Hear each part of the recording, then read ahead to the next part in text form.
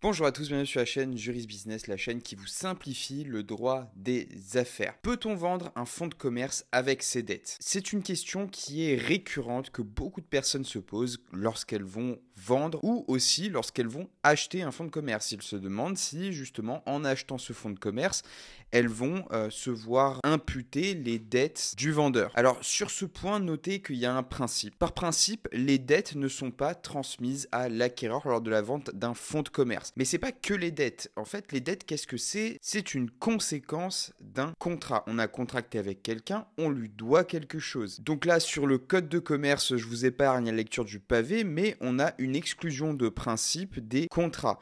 Ça veut dire que, par exemple, si vous avez des contrats en tant que vendeur du fonds de commerce, c'est vous et vous seul qui êtes engagé vis-à-vis de vos co-contractants. Et lorsque vous allez vendre votre fonds de commerce, pour le coup, il n'y a pas de transmission des contrats. Donc en fait, qu'est-ce qui se passe? C'est lorsque vous vendez le fonds de commerce, vous restez responsable vis-à-vis de vos créanciers des obligations que vous avez acceptées dans le cadre de différents contrats. Donc ça, faites très attention, c'est pas parce que vous vendez votre fonds de commerce que vous êtes automatiquement exempté de régler vos différentes dettes. Toutefois, vous le voyez ici, on a des exceptions. Et une exception a été rappelée par la Chambre commerciale le 25 octobre 2023. La Chambre a rappelé que par une clause expresse, il est possible de céder les dettes afférentes au fonds de commerce. Donc évidemment, l'enjeu pour celui qui reçoit le fonds de commerce, c'est de connaître la teneur des dettes. Donc il faut qu'elle soit vraiment bien précisée parce que pour le coup, c'est normal, on ne va pas accepter n'importe quoi. La clause doit être expresse, claire, précise et détailler les différents postes qu'on va prendre à notre charge. Les différents contrats avec les partenaires commerciaux, les contrats avec par exemple le bailleur commercial, l'électricité, etc., etc. Tout ça, ça peut être repris, ça va être distingué. Mais attention, c'est pas uniquement cette clause qui va opérer transfert des dettes. Il faut effectivement l'accord des créanciers. C'est normal, vous êtes créancier, vous n'êtes pas forcément d'accord que votre débiteur substitue un autre débiteur parce que vous ne connaissez pas la solvabilité, vous ne savez pas s'il est bon payeur, mauvais payeur, donc c'est normal que vous ayez quand même votre mot à dire sur cette question.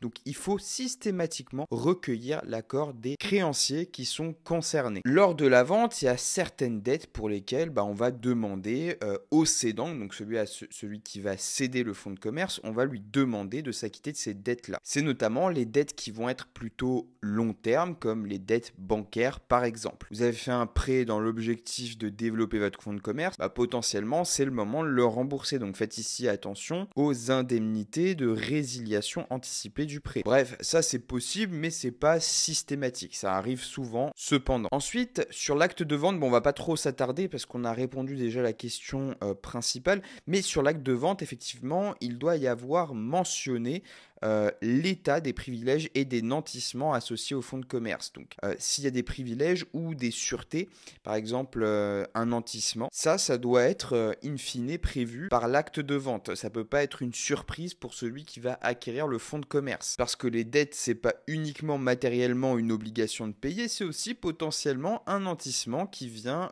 grever un fonds de commerce. Donc tout ça, ça va être mentionné parce que ça peut permettre effectivement à l'acquéreur d'avoir une vision globale de tout ce qui concerne le fonds de commerce et des éventuels dangers qui y sont attachés. Ensuite, en ce qui est des créanciers, lors de la vente, en fait, ils vont avoir un droit d'opposition. La cession, elle doit être publiée et à partir de la publication de la cession du fonds de commerce, il me semble que c'est au BODAC si je me rappelle bien, bulletin officiel des annonces civiles et commerciales, et peut-être même sur un journal d'annonces légales, il y a un délai de 10 jours qui court à partir duquel, pour le coup, les créanciers peuvent faire opposition. Ils peuvent dire non, moi je suis pas du tout d'accord, il a cédé le fonds avec une clause express, par exemple, qui prévoit mon contrat, moi je suis pas du tout d'accord, donc je veux faire opposition. Ou alors j'y fais opposition, sauf à ce qu'il me paye le rémanent de la dette qu'il me doit. Là, pour le coup, je pourrais considérer que c'est ok, je le laisse vendre tranquillement son fonds de commerce. Si vous allez sur le site du service public, vous trouvez très très facilement un modèle d'acte de cession. Vous avez tout de suite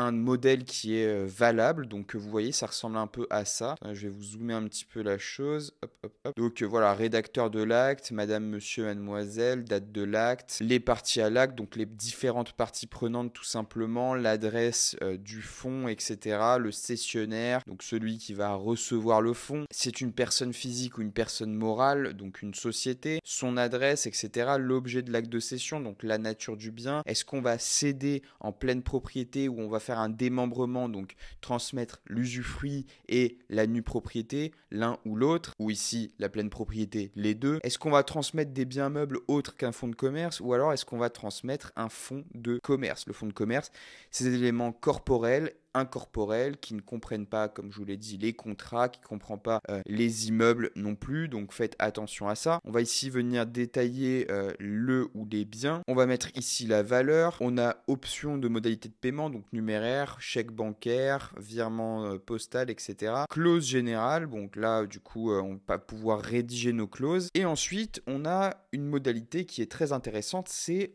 la partie qui est relative aux clauses. Donc cette partie relative aux clauses, je vous conseille quand même de passer par un avocat puisque cet avocat va ici déterminer toutes les clauses qui sont très importantes dans le cadre de la cession. Donc si jamais il y a ce genre de choses, transmission de dette, etc., ou alors vraiment d'autres obligations qu'on va vouloir imputer à l'une ou l'autre des parties, tout ça, ça se passe dans la partie clause générale. Pareil, si on va acheter le fonds de commerce sous conditions suspensives d'obtention d'un prêt, par exemple, tout ça, ça fait partie aussi de la clause, de la technique contractuelle et des clauses qu'on va venir insérer dans ce contrat-là, qui est une cession de fonds de commerce. Donc ici, vous le voyez, si on clique, on va pouvoir ici écrire les clauses qu'on va vouloir renseigner tout simplement dans notre acte de cession de fonds de commerce. Vous avez des clauses qui peuvent être résolutoires ou des clauses qui peuvent être suspensives, donc en l'attente de la survenue d'un événement. Donc voilà, je pense vous avoir tout dit sur cette cession de fonds de commerce, notamment sur le fait de savoir si les dettes sont reprises ou non. On l'a vu, le principe c'est que c'est pas le cas, mais par exception, on peut faire en sorte qu'elles soient reprises. Voilà, c'est tout pour cette vidéo. Si elle vous a plu, n'oubliez pas de vous abonner, de mettre un pouce bleu, et moi je vous retrouve sur les prochaines vidéos.